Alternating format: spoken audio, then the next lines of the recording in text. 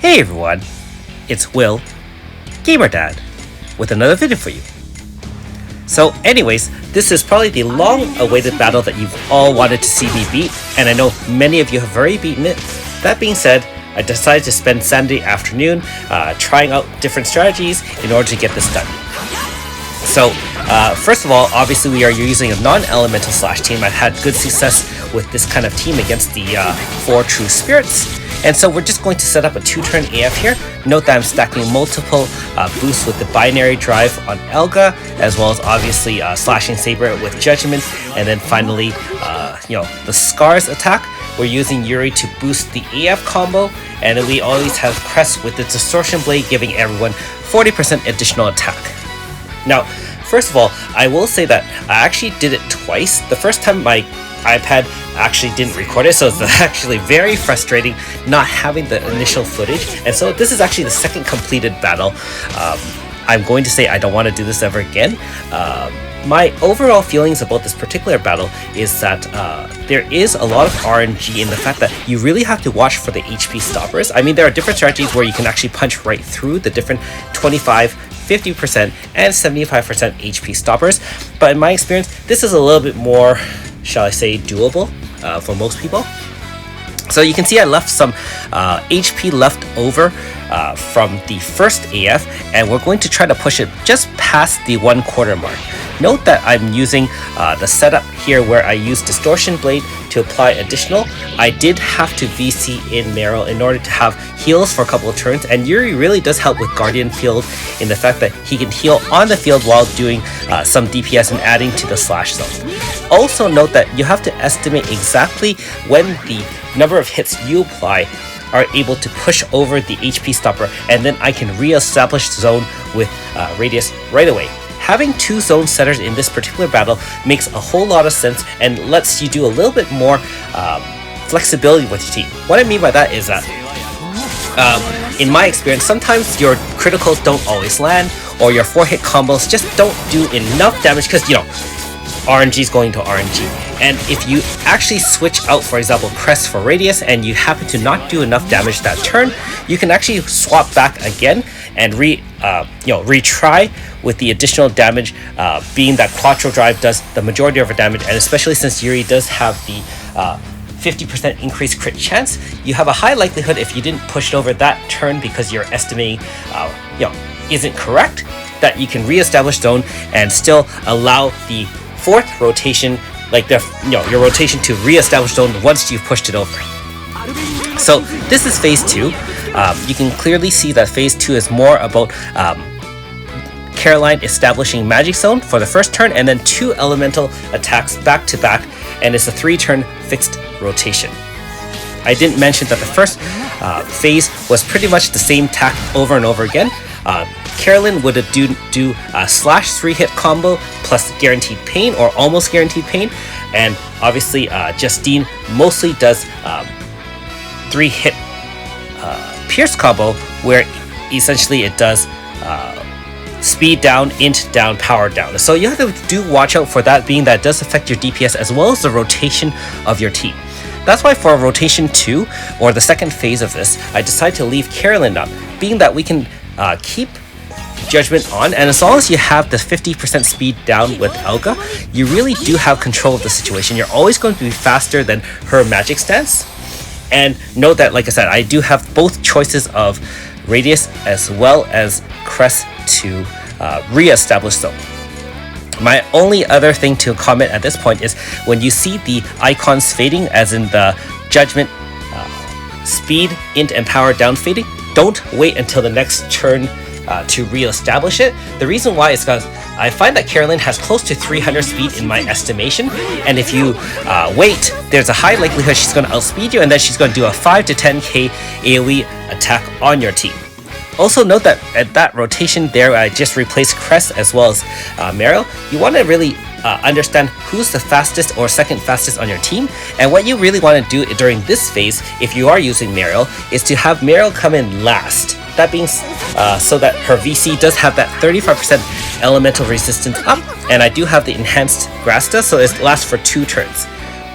Not to mention, we do have Elemental Barrier, which is a 50% Aurora Force from Radius and lasts 3 turns. Now, the Guaranteed Rage doesn't do anything, being that all the twins' attacks are, AoEs. But that being said, it's nice to have just in case. And so, like I said, I know these rotations I'm doing aren't as tight as some other strategies you may have, but most of my fights, especially something like this where I'm trying very hard to kind of repeat the performance, I like to have extra redundancy on all my teams just in case I mess up on the rotation. I'm sure a lot of you have the same problems with me, like especially with longer fights. I sometimes forget to apply our debuff, for example, or I get distracted by the kids, different things like that. And honestly, as you get more tired doing it over and over, I am relatively old compared to all of you, and so that does become a challenge, as unfortunate as it sounds.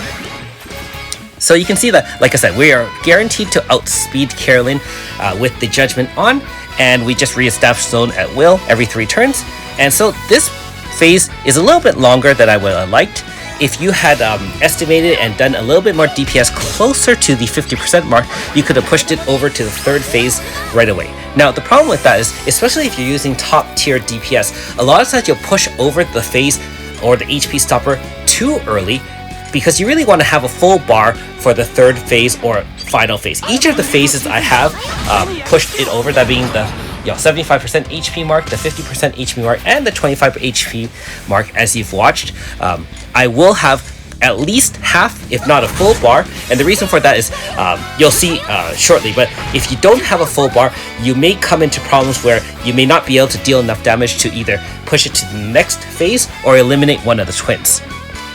This particular strategy relies on eliminating one twin and kind of just dealing with the other twin. So like I said, I know this is a very clean rotation. It's pretty ugly, to be honest, but like I said, it allows you to just kind of move in and out as needed. Like I said, you have Crest and Radius replacing zone over and over again, and you have Guardian Field just in case. Like I said here, you don't even need Mario out front if you have some problems with it. With Power Int down as well as the Slash Zone active, none of these magic attacks will ever kill you. It's only if you don't have both debuffs on, and like I said, having the extra shield does help. Keep in mind that Guardian Field from Yuri does apply a 25% type shield as well as healing for 1500, so it allows you to actually protect yourself additionally. So you can see with 2 shields, some debuffs, and Slash Zone, you're taking less than 1,000, which is much better than, like I said, Unmitigated is over 10k because Magic Zone boosts the damage and the fact that they're just extremely powerful bosses. If you're wondering why I'm kind of alternating between applying Binary Drive as well as Lone Wolf Storm, the reason why is that every 3 turns the Binary Drive will fade, and keep in mind that the Binary Drive had the additional advantage of applying 3 stacks of slash resistance down, and that allows all of our team members to do a lot more damage. Now you can see I'm close to the 50% mark, and so I'm really trying to gauge when these hits in one rotation will push it over to the next mark. And what I want to do is during the same turn that I push it over, one person will rotate in a zone setter so that we never have we're never empty without a zone. Okay, so we're back to the magical attack. So again, we're just kind of trying to push it over here.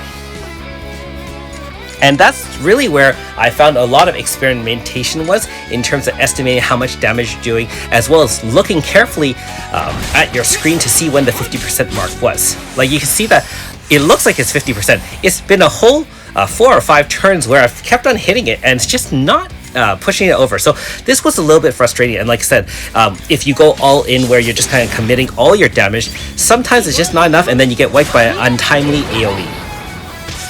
Let me know in the comments below how many of you have had success beating the twins. I know that many of my subscribers have beat it, and a high number of them have also not. And like I said, it's I don't blame you. I actually didn't even want to do it today, but my wife, Gamer Mom, she really wanted me to finish off this last project, being that this is the only optional boss that I haven't beaten on this account.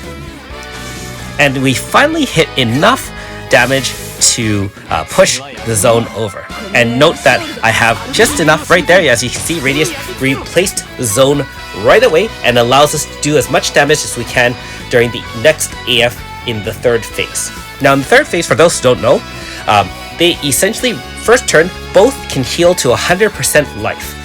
If you eliminate them, either one, before this first turn on their side, they won't get to heal. It's just they're stuck and damaged at the 75% down or 25% HP left. So we're going to target the top one, Carolyn, and we're going to leave the bottom one, Justine. And the reason for that is that Carolyn does have slash attacks, and it will do more damage against our team if we leave her alive, just like in the first phase. We can deal with pierce damage since our slash zone reduces pierce damage by 30%. So there you go. The boss has a total of 62 million, and so if you divide that up into 4 phases, it's about 16 or 15.5 million per quarter life bar. So if you really wanted to watch each turn and count up the amount of damage, you can definitely do so. For the sake of recording, I don't think you guys would want to watch me calculate exactly each amount of HP. Now, the trick I found here in the beginning of phase 3, and I actually died a number of times here, is you really need to survive the first attack, which is 3 times piercing plus speed int power down. Now, the speed int power down is a permanent thing, and since we got it in the first phase, we have it stuck there permanently. I estimate it to be around 20% speed, power, and int down. That being said, I used Coil from Crest, and that extra 20% increased max HP and 20% physical resistance up helped us survive, especially Renri and Elga seem to have a little bit less HP and also a little bit less physical resistance in general. Now that we made it past this phase, it gets a lot easier because all we have to do is we can establish Aurora Force and or Elemental Barrier, have the 50% up. Remember that Slash Zone is not going to be replaced during this phase. The twins each have a fixed 3-turn rotation during this phase as well. For those who are interested, Carolyn does her physical attack, which is the 3 times slash with pain, followed by 2 magical attacks back to back. Turn 1, turn 2, and turn 3. As you can clearly see, Justine has 3 times pierce with the power down, int down, and speed down, and then followed by 2 magical attacks, 1 on turn 2 and 1 on turn 3. And so, since you know those are coming, just make sure you have all your shields up, mainly at least a 25%, if not a 50% elemental shield up, which is, like I said, from Aurora Force, a 2-turn one, or Elemental Barrier from Radius, which is a 3-turn one. Make sure you're, in my case, Judgment. You can see the icons are not flashing, so we really don't have to worry about it. And the whole goal here is survive until you get a full AF bar. Also note that if you do have Meryl with Manifest, you can use single attacks that are normal attacks like dual blade attack or the axe swing. They cost 0 MP, and keep in mind that when you cast Pure Cradle with Manifest, each turn generates 20 MP, which is the pink number. And obviously it also has a regen of the HP as well. So if you don't do anything for a few turns, and Judgment only has to be attacked every 3 turns, for example, you actually generate enough MP that you don't have to rotate anyone to the back. If you're really running low on MP, you will have to rotate someone to the back. Keep in mind that, for example, if your debuffer must come back in before the 3rd turn, otherwise you won't apply the debuffs in time, in which case, guess what? You're gonna get wiped. I forgot to also mention that Radius is great. Not only does she's naturally strong, high defenses, physical and elemental, she also does have the Sword of Hope as well, which you saw me use as an additional debuff. It applies 25% int and power down. Now it's not guaranteed, unlike Judgment, which seems to be a guaranteed debuff. That being said, we can apply that and survive and reduce our damage even further. So now that we have a full HP AF bar, we make sure we have Yuri up front, being that he allows almost 80% guaranteed crit rate up, allowing us during the AF to do tremendous amounts of damage. And keep in mind, we don't want to kill off Justine. We want to make sure we have a second round of bars. So you can see that I have pushed it just over the 25% mark, which is probably like, 25-30 or so.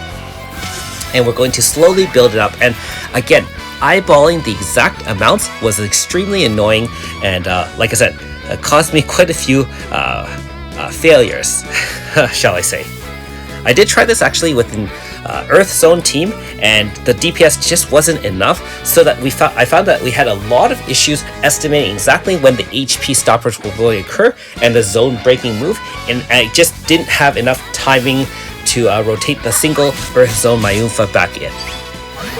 That being said, like I said, I must emphasize that with 2 zone setters, really have a lot of flexibility. And although Crest is a great zone setter, he has that distortion blade which allows you to get to 40% extra damage. And don't forget, his VC increases power by 30% either for 1 turn, or if you have his true VC Grasta from beating the true spirits, it's actually for 2 turns, which really allows you to do a lot of damage. For example, you rotate in VC in Crest, so you cast a distortion blade and then move in radius. Keep in mind that end of turn radiuses move during slash zone. Everyone gets a 15% increased damage for slash users per slash move used that turn. So it's actually quite a significant buff. Again, we're getting very, very close to pushing it over to the 25% stopper, and at that point you really hope we have the same strategy as in the end of the second phase, where when we push it over, that same turn we re-establish zone, and then we will end the battle with 1 final Mega AF. Now again, this is very, very careful. You have to be very, very careful not to preemptively rotate in your zone setter, because like I said, you can see I rotated in radius there. I expected it to have been pushed over and I was incorrect, but don't forget, we do have a healer in front with Guardian Field just in case. We have already used the Azure, the Lone Wolf Storm to guarantee crits for Quattro Drive, and we're going to try again and switch back in Crest. So again, having the 2 zones, you can move back and forth over and over again until we actually push it over, which allows the major flexibility. So hey, we made it to the final phase. Luckily us, the Quattro Drive did do 1,000,000 damage there, and I wasn't exactly sure when the HP stopper would trigger, but we do. Guardian Field heals, and we have rotated Crest back in, and Slash Zone is re-established. Now for those who don't know, I try this here.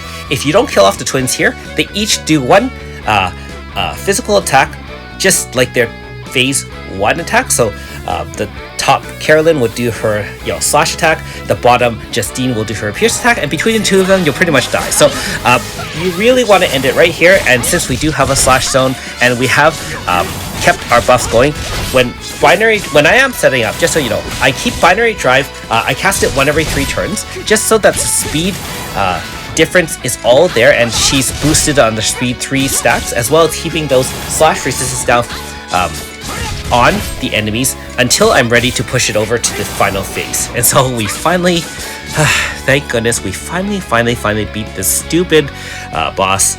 I can't say enough about it. I hate this boss. I'm glad I beat it, and I really hope you guys have learned something from the rotations I did. I know some fights are a lot shorter than this, and I am very, very glad that I'm not going to be doing this ever again. Perhaps when Magic Zone comes back, I can tackle it with a much stronger team, but I am extremely happy that I have this beat, and yet, man, it took a lot of hours to kind of figure everything out.